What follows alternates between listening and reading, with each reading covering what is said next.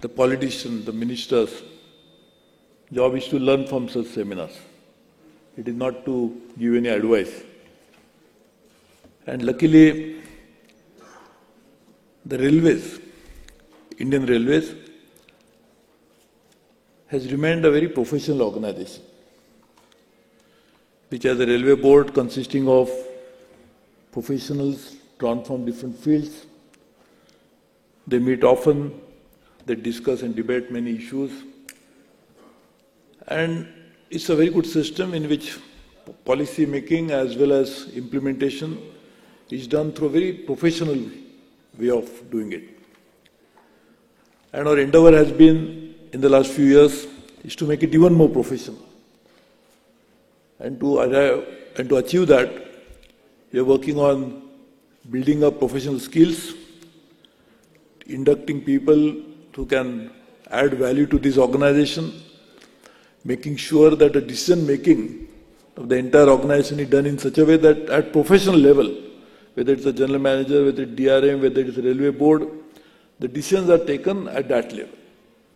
And to achieve that, we have taken a number of administrative and other measures which I don't want to dwell upon.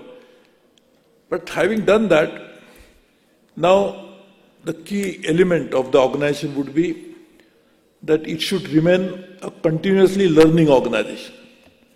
It must understand the global trends. We should try to better the global trends because some of the issues that we face in India are very unique to our country. So we should not expect other parts of the world to offer us any advice or ideas. We should try to develop our own solution to the problem that we face.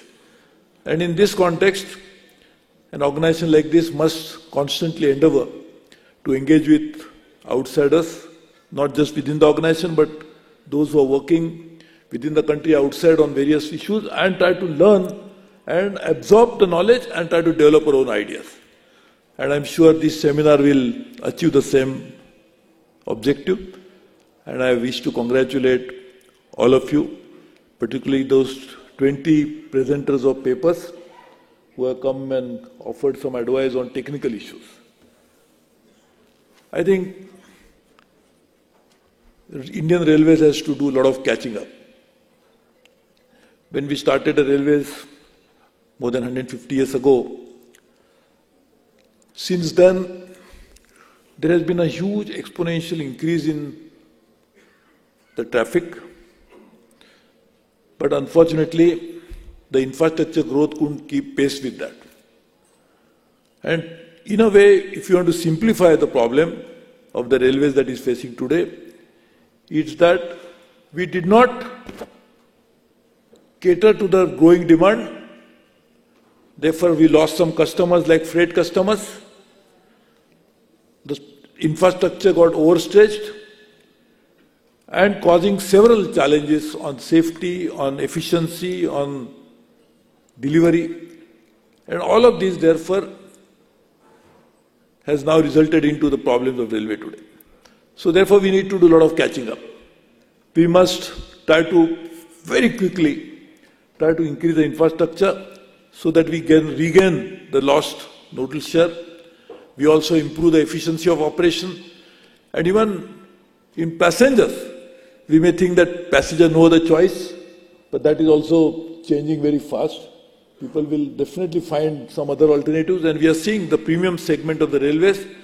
We are also facing a lot of stiff competition from other modes of transportation. So catching up would mean that we'll have to increase the speed of implementation. We'll have to get new management techniques to implement it, but also technological ideas to actually put into reality. So if we are doing about 3 kilometers a day, and that would probably take us to one level of achieving some milestone.